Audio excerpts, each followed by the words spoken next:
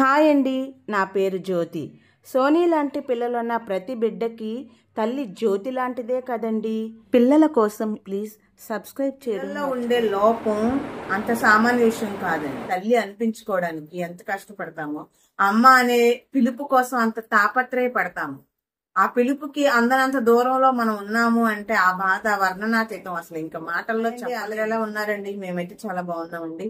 ఈ రోజు వీడియో వచ్చేసి ఎప్పటి నుంచో చాలా మందికి చెప్పాలనుకుంటున్నానండి. ఎంతో మంది తల్లులు అమ్మ అని పిలిపించుకోలేకపోతున్నారు. అమ్మ అనే మాట రావట్లేదు పిల్లలకి. కనీసం కొన్ని మాటలు మాట్లాడితే చాలండి, మాకు ఇంకేమీ అక్కర్లేదు, అసలు అవి కూడా రావట్లేదని చాలా బాధపడిపోతూ ఉంటారు. కానీ అది రావడానికి మనం చాలా ట్రై చేయాలండి, చాలా ప్రయత్నించాలి. చిన్న వయసు నుంచే మనం ప్రయత్నం చేయాలి. చేస్తే తప్పకుండా ఆటిజం పిల్లలకి మాటలు వస్తాయండి. దాంట్లో ఎలాంటి సందేహం లేదు. వాటి గురించి కొంత అర్థమయ్యేలాగా కొన్ని విషయాలు, ఎవరేమంటున్నారు, ఏవి చెప్పాల్సిన విషయాలు, ఏవి చెప్పకూడని విషయాలు, ఇలాంటి బోల్డ్ విషయాలు వీళ్ళకి తెలియాలి కదా. తెలియాలంటే కొన్ని నేర్పించాలి, నేర్చుకోవాలి కొన్ని విషయాలు. వాళ్ళు ఈవిడ అలాగే చెప్తారు, ఇలా చెప్పిన వెంటనే వచ్చేస్తుందా అనుకుంటే చాలా పొరపాటు అండి. ఈ థెరపీలో ఒక ట్రీట్మెంట్ ఇది. నిజం చెప్పాలంటే వస్తుందండి, డెఫినెట్ గా వస్తుంది అనడం అయితే గ్యారంటీగా, నేను చెప్తున్నాను కదా. మేము ఈ ప్రాక్టీస్ వల్లనే మేము మాటలు వచ్చేలాగా చేశాము. ఐ కాంటాక్ట్ ఉంటే ఏ ప్రాబ్లం లేదు. వినిపించట్లేదు అనుకోండి, మనం ఏం చేయలేము. కొంతమంది పిల్లలకి వినిపిస్తుంది, ఐ కాంటాక్ట్ ఉండదు. అది వచ్చేలా మనం చేసుకోవాలి. వినికిడి లేకపోతే మాట అనేది అనడమో పలకడమో రాదు కదా. సో అప్పుడు ప్రాబ్లము. కానీ వాళ్ళకి వినికిడి బాగుంది, వినిపిస్తుంది అనుకుంటే కనుక మాట అయితే మాట్లాడటం వస్తుంది. కానీ ఇది ప్రాక్టీస్ మీద వస్తుంది. సోనీకి నేర్పించిన విధానమే మీకు ఇప్పుడు చెప్తున్నా. నేను శుక్రవారం రోజు పుట్టానండి. శుక్రవారం రోజు పుట్టిన వాళ్ళు శుక్రవారం రోజున ఏదైతే మాట్లాడతారో అది సత్యం, నిజంగా జరిగి తీరుతుందండి. అమ్మవారి యొక్క కృపా కటాక్షాలు మీ పిల్లల మీద ఉంటాయి. ఎన్నో చేస్తుంటారు ఇప్పటి వరకు. ఈ యొక్క చిన్న ప్రయత్నము ఇంట్లో ప్రాక్టీస్ చేయించండి, తప్పకుండా ఫలితం అనేది కనిపిస్తుంది.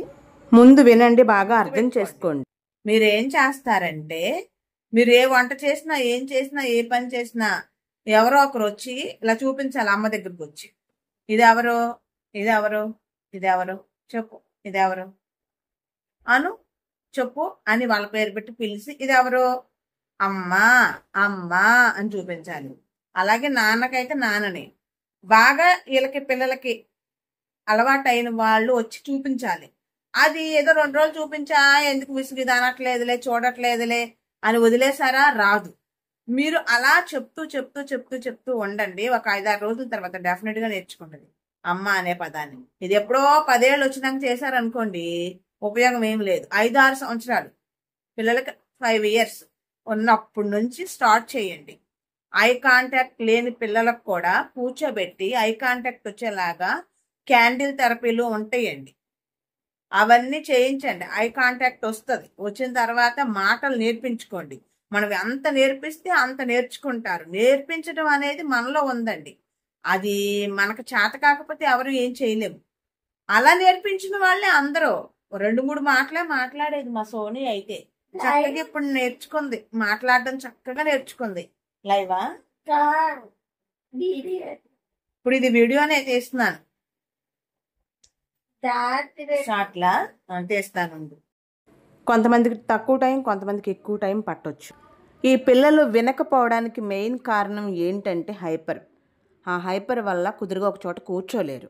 హైపర్ తగ్గించుకుంటే, ఐ కాంటాక్ట్ ఉంటే మాటలు చాలా సులువుగా నేర్పించుకోవచ్చండి. ఈ రెండిట్ల మీద మనం దృష్టి పెట్టాలి. నార్మల్ పిల్లలు ఇతర పిల్లల్ని చూసి నేర్చుకుంటూ ఉంటారు, మనం కొంత నేర్పించవచ్చు. వీళ్ళకి ఏంటంటే మనం దగ్గర కూర్చోబెట్టుకుని ప్రతిదీ నేర్పించాలి. అలాగే చాలామంది కూడా రాత్రులు నిద్రపోవడానికి మెడిసిన్ వాడుతూ ఉంటారు. సహజంగా నిద్రపడేలాగా మీరు ప్రాక్టీస్ చేయించాలండి. ఎందుకంటే నేను కొన్ని రోజులు సోనీకి వాడాను, ఇప్పుడైతే అసలు ఏ మెడిసిన్ వాడట్లేదు. ఎందుకు చెప్తున్నానంటే, ఆడపిల్లలకైతే ముఖ్యంగా హార్మోన్స్ ప్రాబ్లం వస్తుంది మెచ్యూర్ అయిన తర్వాత. వాటికి కొంత మెడిసిన్ వాడాలి. ఈ మెడిసిన్, ఆ మెడిసిన్, ఇన్ని మెడిసిన్స్ వల్ల సైడ్ ఎఫెక్ట్స్ వచ్చి చాలా ప్రాబ్లమ్స్ ఎదుర్కొంటారండి. మీరు స్టోరీస్ చెప్పండి పిల్లలకి. స్టోరీస్ చెప్పడం వల్ల ఆటోమేటిక్గా అలవాటు పడతారు. ఏదైనా మీరు ఎక్కువగా మాట్లాడుతూ ఉండాలండి, కాంటాక్ట్లో ఉండాలి పిల్లలకి ఎక్కువగా. వాళ్ళ పనేదో వాళ్ళు చేసుకుపోతున్నారులే, వినిపించుకోవట్లేదులే అని మీ పనిలో మీరు బిజీగా ఉన్నారు అంటే నేర్పించటం అనేది మాత్రం చాలా చాలా కష్టం అండి. సో నేను ఇప్పుడు చెప్పేది అంత తేలిగ్గా కొట్టిపారేయకండి. మిమ్మల్ని చూపిస్తూ అమ్మ అంటూ మిమ్మల్ని చూపించాలి. అలాగే ఆ పాపకి తెలిసిన వాళ్ళు, బాబుకి తెలిసిన వాళ్ళు, మీ పిల్లలకి తెలిసిన వాళ్ళు అయ్యి ఉండాలి. ఇది కూడా చాలా ఇంపార్టెంట్ అండి. అలాగే ఆల్బమ్ కానీ, లేదు అంటే మీరు లేటెస్ట్గా దిగిన ఎప్పుడో ఫోటోలు అయితే గుర్తుపట్టలేకపోవచ్చు కదా, మీరు లేటెస్ట్గా దిగిన ఫొటోస్ని చూపిస్తూ అమ్మ నాన్న అంటూ, ఇంకా మిగతా కుటుంబ సభ్యుల ఫోటోలు కూడా చూపిస్తూ వాళ్ళ పేర్లు చెప్తూ అలాగా మాట్లాడుతూ ఉండాలండి. దీనివల్ల దృశ్యం అనేది కంటితో చూసింది మైండ్లో ఫిక్స్ అయి ఉంటుంది, ఎక్కడికి పోదు. దృష్టి అనేది కరెక్ట్గా ఫోకస్ చేస్తారండి. ఈ వీడియో చూసిన వాళ్ళు ఎవరైనా పిల్లల చేత ప్రాక్టీస్ చేపిస్తే వాళ్ళకి మాటలు వస్తే నేను చాలా హ్యాపీగా ఫీల్ అవుతానండి.